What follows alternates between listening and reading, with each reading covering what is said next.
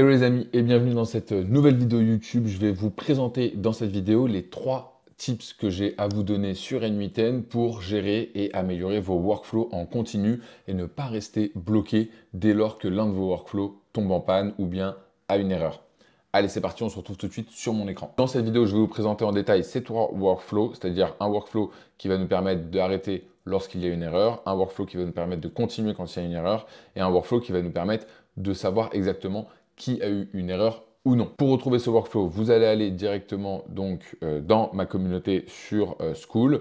Vous allez cliquer ici dans Classroom, vous allez cliquer dans Template YouTube et là vous allez voir, il y a tous les templates de mes précédentes vidéos. Quand vous cliquez sur l'une, vous pouvez directement télécharger le fichier et l'importer. Pour l'importer, c'est très simple. Vous venez ici, vous venez Import from File et là vous venez sélectionner le fichier.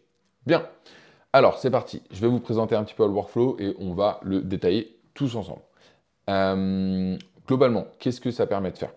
Ce qu'il faut comprendre, c'est que dans chacun de ces nodes sur N8N, pour ceux qui ne connaissent pas du tout ce logiciel, allez sur ma chaîne YouTube, il y a une masterclass d'une demi-heure à peu près sur les bases de N8N. Donc ça, c'est ce qu'on appelle un node.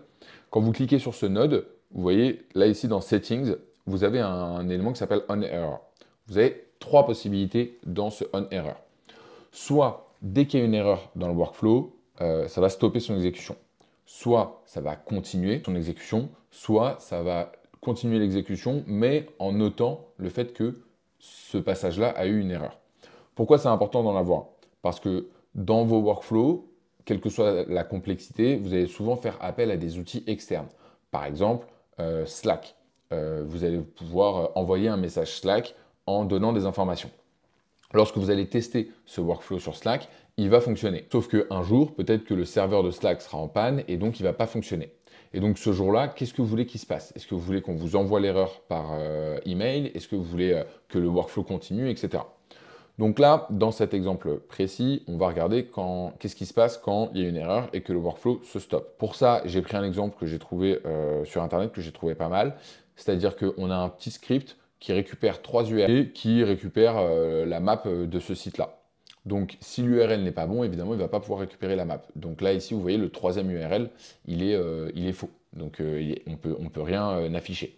Alors que les 2 premiers, c'est des business qu'on a, et donc il y a bel et bien des sites internet. Donc, on va tester le workflow. Ici, vous voyez, il se stoppe. Donc là, ici, on a une loupe, c'est-à-dire qu'avec ces 3 URL, il va aller faire des actions. Là, l'action en tant que telle, globalement, c'est une action de get. Il get donc le JSON, et ici, vous voyez, les 2 premiers, ils ont fonctionné. Premier, deuxième. Et là, le 3e, il ne fonctionne pas. Donc là, le workflow, il s'est tout simplement arrêté, alors qu'il y avait eu 2 succès juste avant. Donc ça ne nous plaît pas trop. Ok. Donc on va aller voir maintenant le 2e, c'est-à-dire le continue. Qu'est-ce qui se passe si, donc là vous voyez ici, hop, dans les settings, j'avais mis stop workflow. Là maintenant, dans les settings, on va faire un continue on error. Donc ici, au lieu de sélectionner stop workflow, on a sélectionné continue. Qu'est-ce qui va se passer? Là, le 3e, il est aussi pas passé, mais il a récupéré des informations tout de même. Il a une erreur 404, ok? Pour les geeks, c'est une erreur très connue.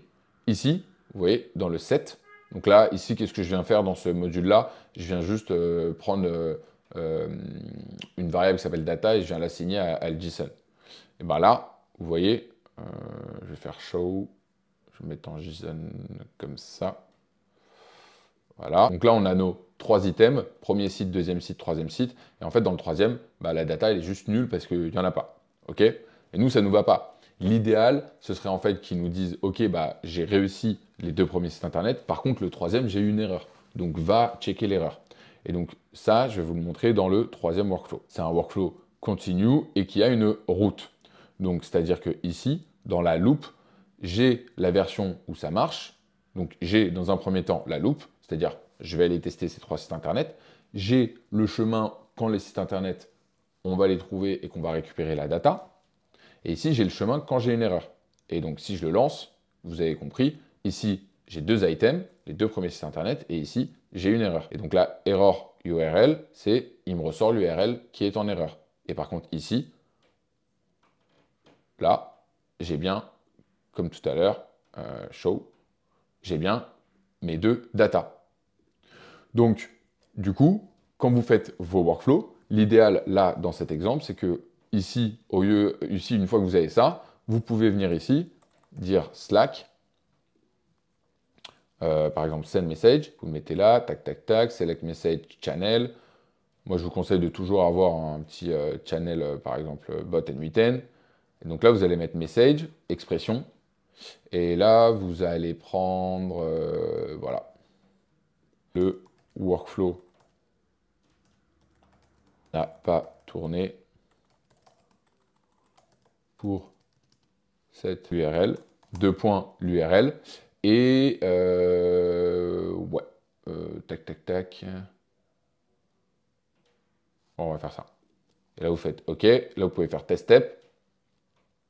Et là, vous allez voir, tac, ça l'a envoyé. OK, super. Et donc, si vous ouvrez votre Slack dans la conversation associée, donc là, par exemple, ici, hop, vous voyez, le workflow n'a pas tourné pour cette URL. Et là, ici, vous avez un lien vers le workflow. Vous n'avez plus qu'à cliquer pour retrouver le workflow en question. Voilà, donc je vous conseille de vraiment bien l'utiliser. Oula, il est parti loin, lui. De bien utiliser donc, ce fonctionnement-là et cette méthodologie pour tous vos workflows. Ça va vous faire gagner énormément de temps, surtout pour ceux qui veulent passer d'un workflow en proof of concept, c'est-à-dire en POC, vers un workflow en production. Allez, ça part!